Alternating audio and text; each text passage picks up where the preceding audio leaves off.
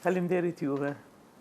Zonja Pula, keni qenë më të zëshmet në vitet 90-ta në shumë çështje që ndërlidheshin me situatën e shqiptarëve, po me qenë se dokumentari i dedikohet helmimeve, fokusohemi tek kjo pjesë.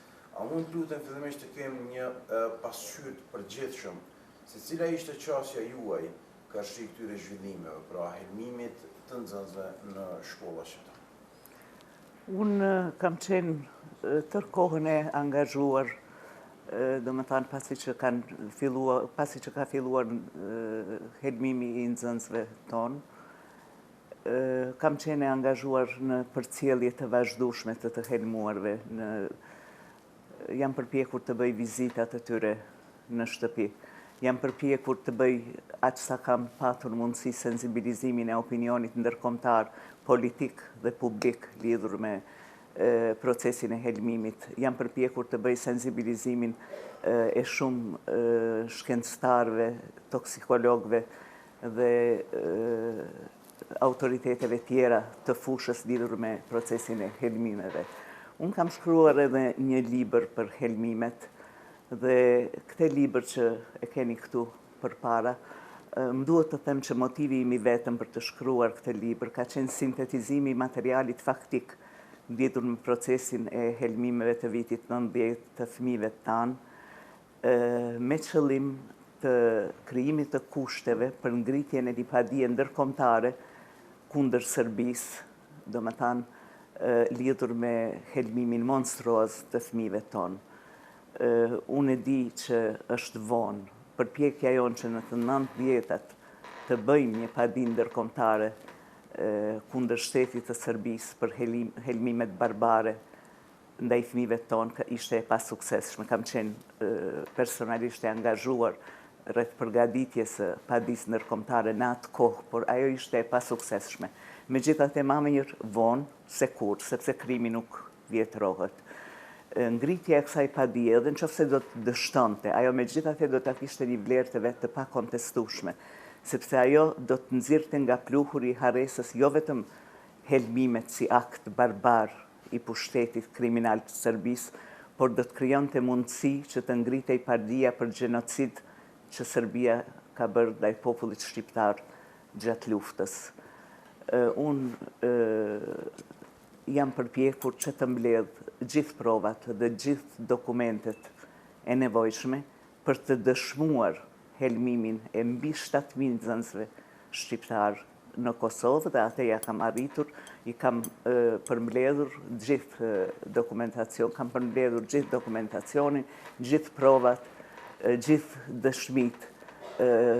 Kam grumbulluar shumë video incizime, shumë dëshmi të helmuarve dhe kam bërë të pamundurën që ky dokumentacion të jetë komplet dhe t'i dërgohet Komisionit Ndërkombëtar për, domethënë, Komisionit Ndërkombëtar të Hagës për luftë kimike dhe biologjike, i cili është adresa e qelluar për të ngritur këtë padi ndërkombëtare. Profesoresh, kur po thoni që keni bërë një përmbledhje, themi kështu, të gjithë informacionit të kohës që ndërlidhet me helmimet, a mund na tregoni, profesoresh, se cilat janë gjetjet kryesore të kësaj përmbledhje, pra për çfarë bëhet fjalë, sepse do të fokusohem edhe tek materia ose lënda e cila potencialisht mund të jetë përdorur në këtë rast. Po, patjetër.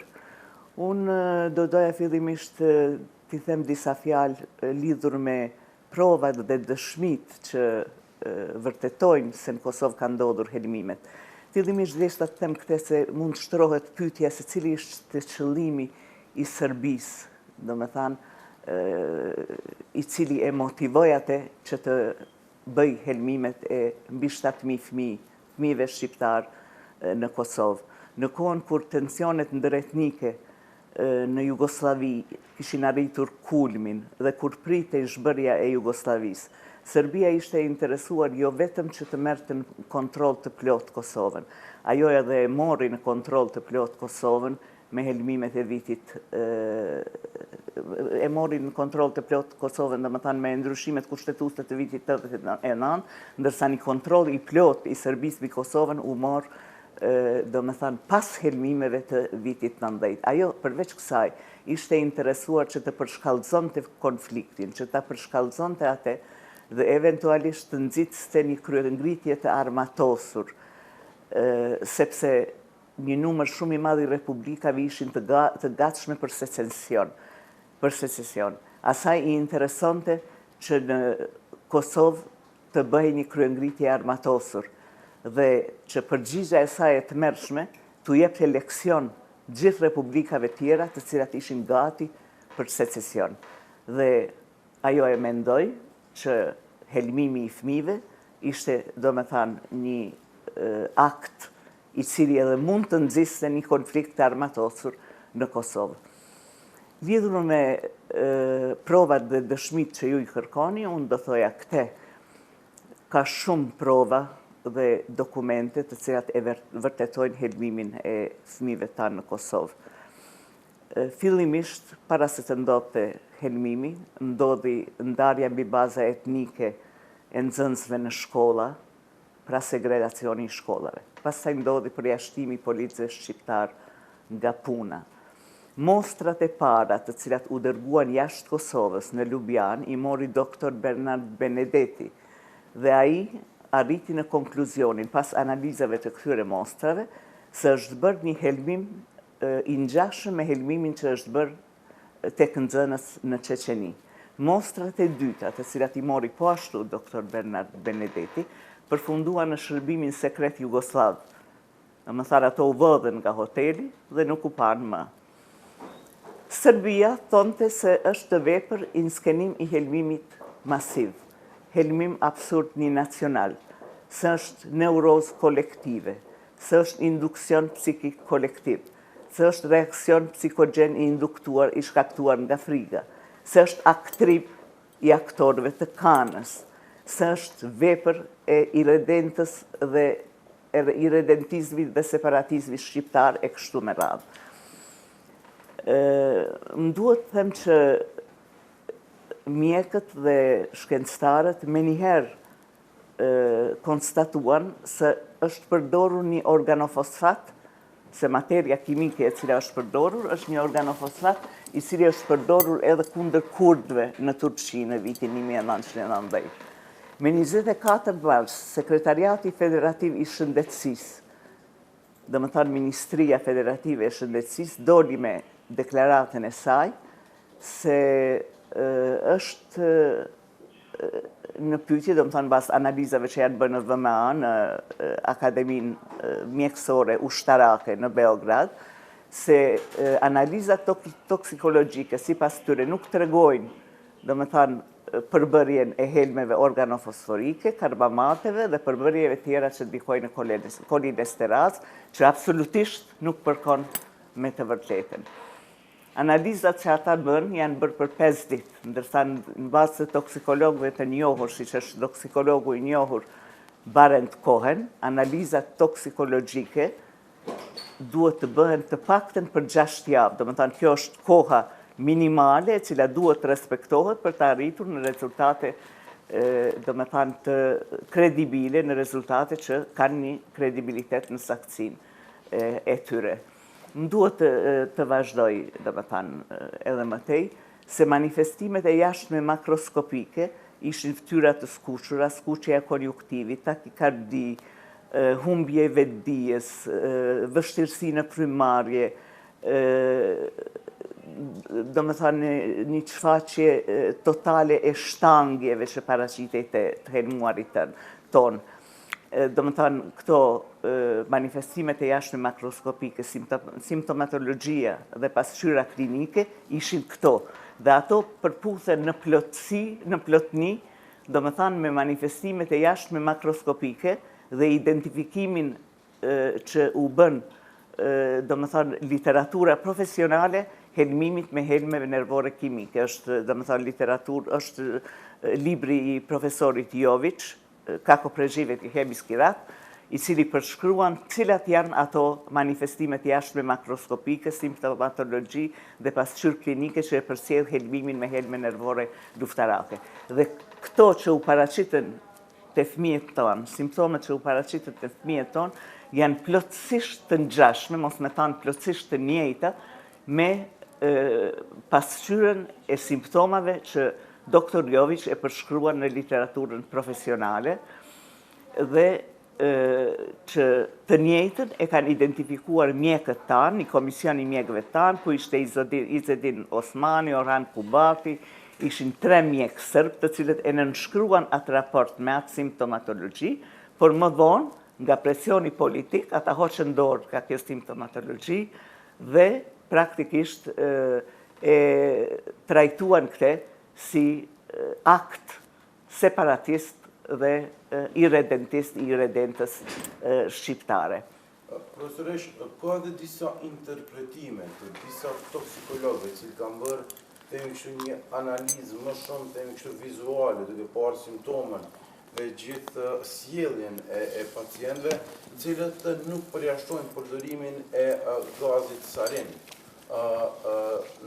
në këtë rast. Derisa ka edhe një shkrim të The Guardian, e cila tregon se në vitet e 90-të Serbia kishte tërhequr një sasi të gazrave luftarake ose kimikateve ushtarake, ndërto edhe sarin, diku rreth 3.000 ton përmendet aty, cilat nuk dihet fare se ku kanë përfunduar. Para se të përgjigjem në pyetjen tuaj, unë do të them që në Zagreb, në 1990, do me thanë në qershor të vitit 1990, unë mbajt një simpozium ku morën pjesë, do me thanë mjekë shqiptar nga Kosova, toksikolog nga Serbia, nga Kroacia, nga Slovenia dhe antartë komisionit shtetëror, do me thanë federativ për çështjen e helmimeve. Aty do të duhet të delte profesor dr. Franjo Plavšić, një mjek i dëgjuar i Institutit Rebro, dhe të referonte lidhur me rezultatet që ai kishte arritur në analizën, prej analizës të helmuarve tanë. Ku ne gjithë prisnim në simpozium që ai të delte dhe të referonte rezultatet që kishte arritur, ai u tërhoq dhe nuk doli të referoj rezultatet e tija. Nuk ishte çfarë të mendohet, post që profesor dr. Franjo Plavšić ishte i kërcënuar dhe i shantazhuar nga autoritetet e Beogradit. Ai gjeti që në urinën e 6 të helmuarve është gjetë substanca dimetilfosforoditionat, e cila është karakteristike, domethënë për njerëzit të cilët janë të ekspozuar pesticideve. Dhe rastësisht, domethënë ky material të cilin ma dha në mënyrë klandestine njeni prej toksikologëve të rëndësishëm kroat në atë simpozium, akoma ndodhet të shtëpia ime, komplet, domethënë raporti të cilin dr. Franjo Plavšić nuk e prezentoi, domethënë atëherë. Unë prezentua ky dokument apo mbeti fare? Mbeti i pa prezentuar, se të kishte një kërcënim. Ka një list nga zotni Besnik Bardhi, i cili thotë se me qenë sa i mungoj, ky mori, themi kështu, gjetje dhe i prezentoi në atë simpozium. Jo, nuk është e vërtetë. Sa di unë kam qenë në atë simpozium, ka dhe fakte dhe argumente që kam qenë. Profesor dr. Franjo Plavšić nuk e prezentoi raportin e tij. Ai raport komplet ndodhet tek unë, edhe është shumë, domethënë, e çuditshme se si shpëtoi nga lufta dhe nga shumë bastisje që u bën shtëpisë sime dhe zyrës time në atë kohë. Ka një korelacion midis situatës politike dhe çështjes së helmimeve.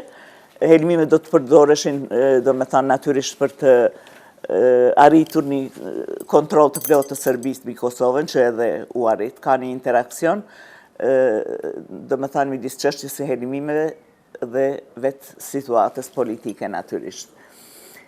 Sekretariati Federativ doli në fillim me atë deklaratën që e thash unë fillimisht, që nuk ka, domethënë, prani të helmimeve organofosforike, karbamateve dhe përbërjeve tjera që ndikojnë në kolin e Steras, por në qershor të atij viti, kjo ndodhi në mars, me 24 mars të 90-s, në qershor të vitit 90, ai e sofistikoi pak paraqitjen, Sekretariati Federativ i Shëndetësisë ose Ministria Federative e Shëndetësisë, dhe doli me deklaratën se nuk është çështja për helmime, por është çështja për një reakcion psikogjen të induktuar të shkaktuar nga frika.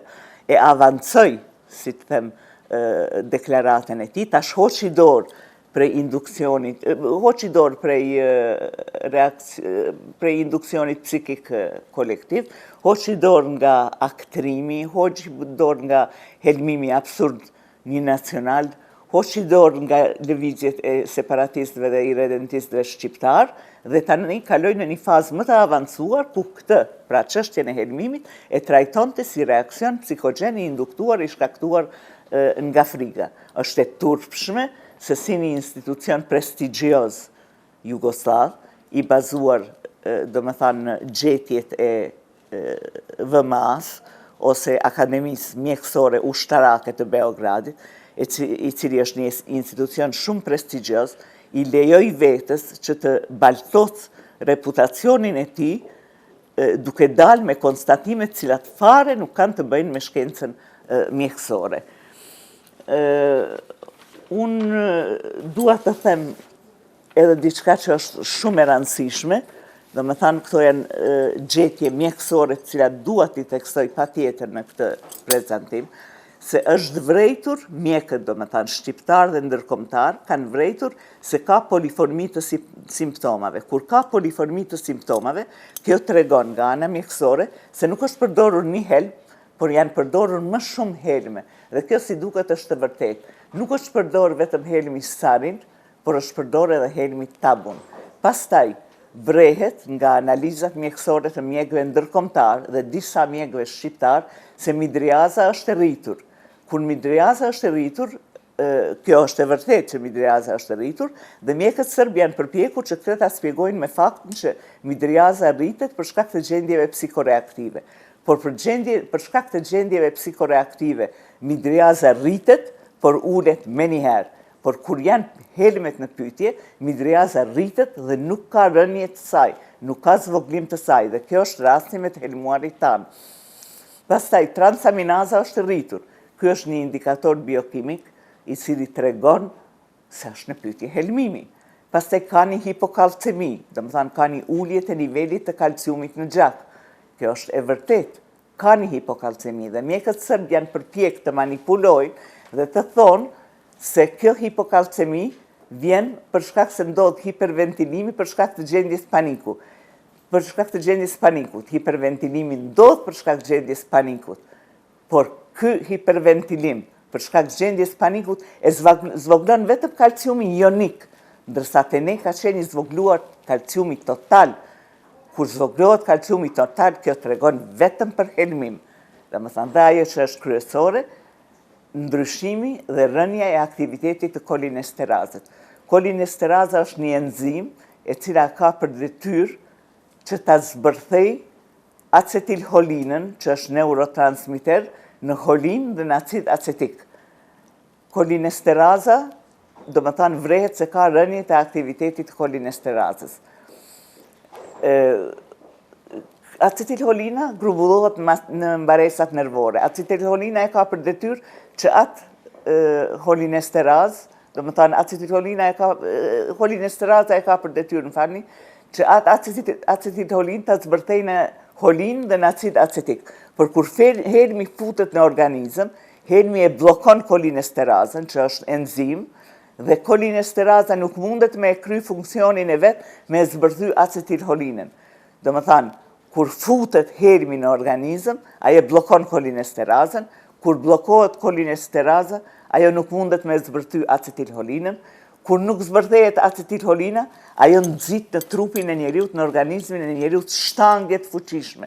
Do më thanë, një proces të shtangjeve të fuqishme që është vrejt të gjithë të helmuarit tanë, kështu që nuk ka këtu diskutim që është çështja për helmim. Hulumtimi i këtyre helmeve nervore luftarake është jashtëzakonisht i ndërlikuar.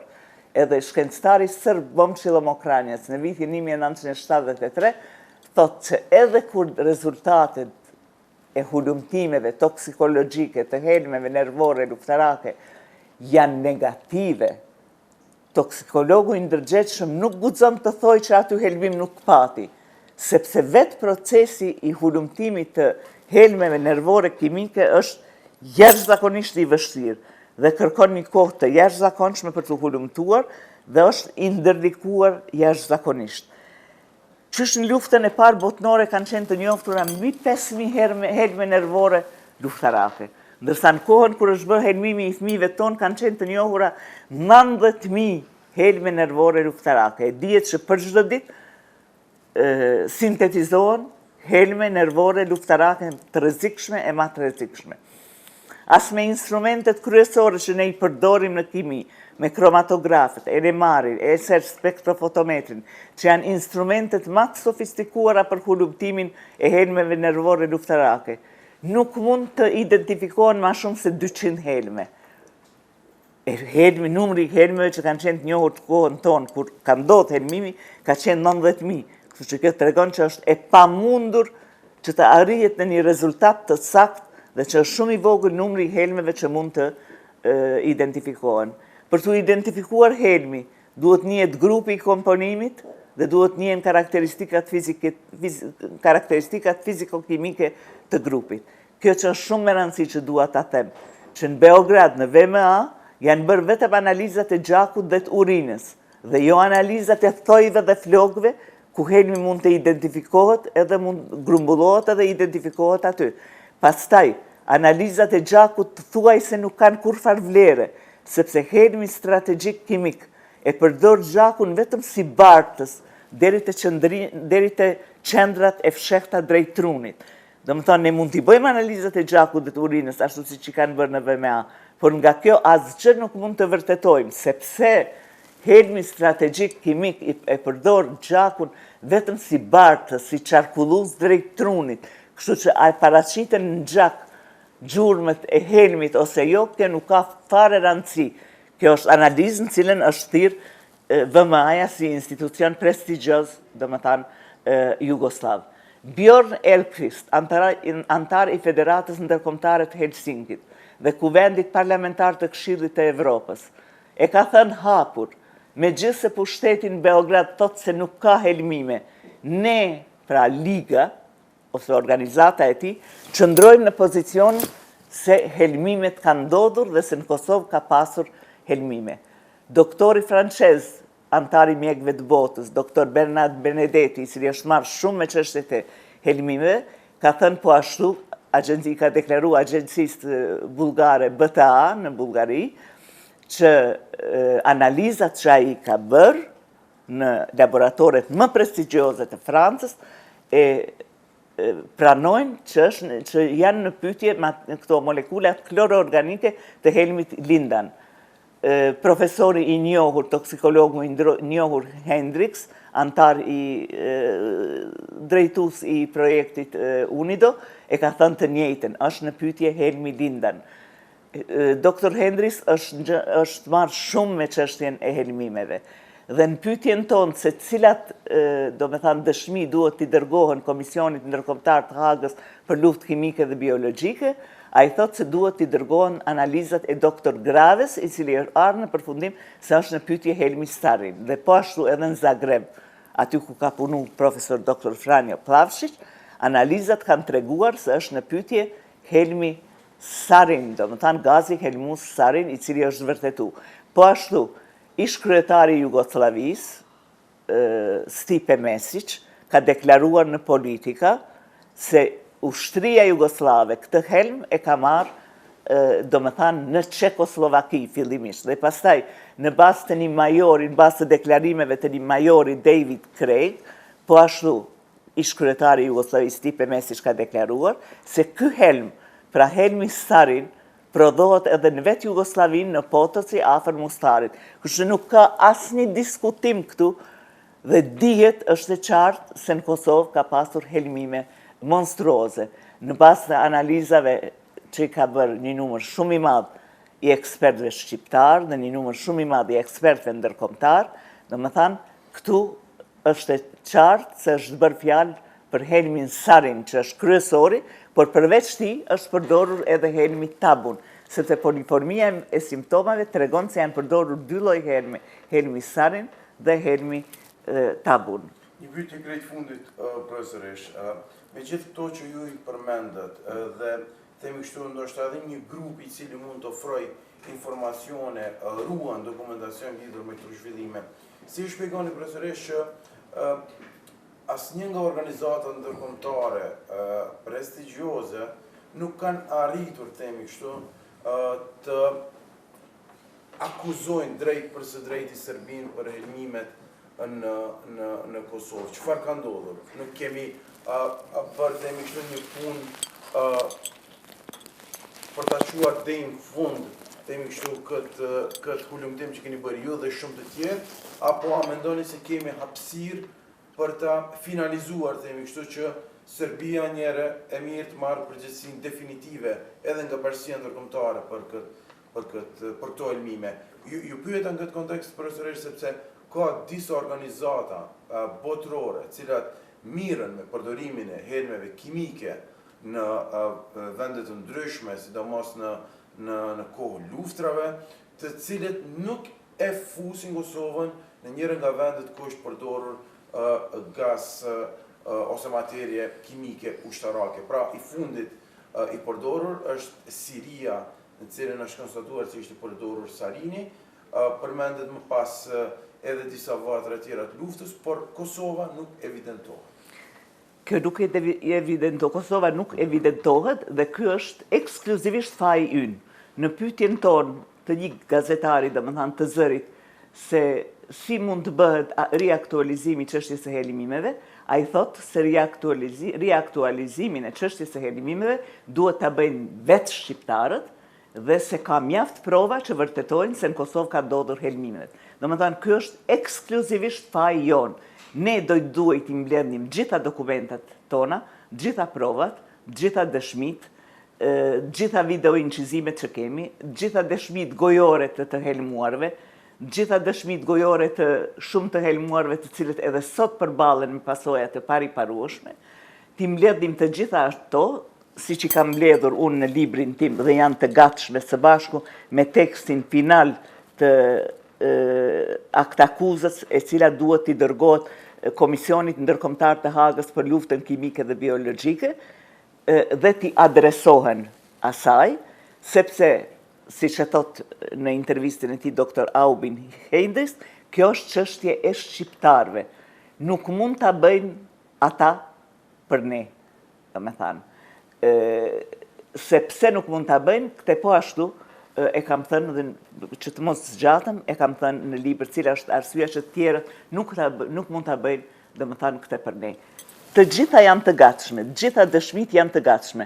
Vetëm duhet, domethënë, që qeveria aktuale e Kosovës ose cila do qeveri që vjen pas saj, ta marrë të gatshëm tekstin e padisë ndërkombëtare që është formuluar këtu, ti marrë të gjitha të gatshme, të gjitha provat dhe dokumentet, cilat vërtetojnë se në Kosovë ka pasur helmime, provat dhe rezultatet e analizave të cilat janë bërë në laboratoret më prestigjioze të Evropës, si dhe analizat që janë bërë të mjekëve kosovar këtu. Ato janë të ballafaquara natyrisht edhe me paraqitje të serbe të cilat janë dokra serbe dhe s'kan fare të bëjnë, domethënë me mjekësinë, të merren video incizimet, të merren incizimet e ndryshme, të merren shumë gazeta signifikative, të merren shumë fragmente nga gazetat të cilat e vërtetojnë helmimin dhe t'i dërgohen Komisionit Ndërkombëtar në Hagë për luftë kimike dhe biologjike. Si shpjegohet profesoresh nuk i kemi bërë ende? Sepse jemi neglizhent. Edhe në vetë procesin e helmimeve është dashur të ketë evidenca statistikore, është dashur të ketë databaza për kacje, ne këto nuk i kemi. Është dashur të përcillet numri i saktë i helmuarve. Numri i saktë i helmuarve dihet është 7421 të helmuar dhe bashkë me Klinën, me të helmuarit të cilët janë helmuar një vjet më përpara, me 1989, numri i saktë i helmuarve është 7529. Ka domethënë 3 të vdekur nga helmimet, nga 28 komuna të Kosovës, në 20 ka ndodhur helmimet, ka 11 fëmijë të helmuar nga mosha 1 deri në 5 vjeç, ka 44 fëmijë të helmuar nën moshën, domethënë 10 vjeç, të fëmijët natyrisht simulimi përjashtohet, sepse edhe simulimi ka qenë një opcion të cilën serbët e kanë përdorur, ka nën sërb të helmuar dhe gjitha këto dokumente dhe prova dhe rezultatet nga eksperimentet që janë bërë, nga analizat që janë bërë në laboratoret më prestigjioze të Evropës, unë i kam grumbulluar gjitha janë në libër, komplet dokumentacioni i cili duhet vetëm nga një titular i jonin, nga Qeveria e Republikës së Kosovës, ti adresohet Komisionit Ndërkombëtar të Hagës për luftë kimike dhe biologjike, me që tribunali i Hagës tani më nuk ekziston dhe jemi mjaft të vonuar, por krimi nuk vjetërohet, me thanë, edhe tash nuk është vonë. Këtu është përdor Helmi Sarin, përveç Helmit Sarin është përdor edhe Helmi Tabun në masë më të vogël dhe nuk ka asnjë diskutim që këto kanë ndodhur. Pse nuk kryjmë punë ne si duhet, se ne nuk e kemi kulturën edhe edukatën e evidencimit dhe regjistrimit dhe përjetësimit të dhënave. Kjo është mungesë shumë e madhe, po t'ishin bërë edhe këto, po t'ishin analizuar dhe po t'ishin evidencuar gjithë të helmuarit me emra dhe mbi emra, me vendin e ndodhjes së tyre, me vendin ku janë helmuar, me vendin ku janë shëruar, sepse dihet që Kisha Katolike Shqiptare ka bërë një punë të jashtëzakonshme me kurimin e 3.000 fëmijëve shqiptar të cilët atëherë nuk i pranonin në spitale. Ne është dashur t'i regjistrojmë gjithë ata fëmijë cilët janë kuruar në spitale, cilët janë kuruar në kishën e Binqës, në kishën e Ferizajt, një numër i tyre është dërguar në kurim në Sloveni, në Zvicër, në Gjermani, këto nuk i kemi. Do me thanë, sepse nuk e kemi kulturën dhe edukatën e evidencimit dhe regjistrimit si popull. Po të kërkohen në rrjetet informative elektronike të dhëna për procesin e helmimit nuk mund të gjendet asgjë. Dhe kjo është, do me thanë, një dështim i joni si popull. Edhe atëherë ka ekzistuar Departamenti i Arsimit në lëvizjen politike shqiptare, i cili duhet t'i përcillte të gjithë të helmuarit. Dhe duhet të kishte, do me thanë, evidencë për numrin e tyre, për moshën e tyre, për strukturën moshore, strukturën gjinore, për vendin ku janë helmuar, vendin e kurimit, e kështu me radhë nuk janë bërë. Por edhe me këto bankësi, megjithatë nuk ka dilemë se në Kosovë kanë ndodhur helmimet. Faleminderit shumë për kohën. Faleminderit juve.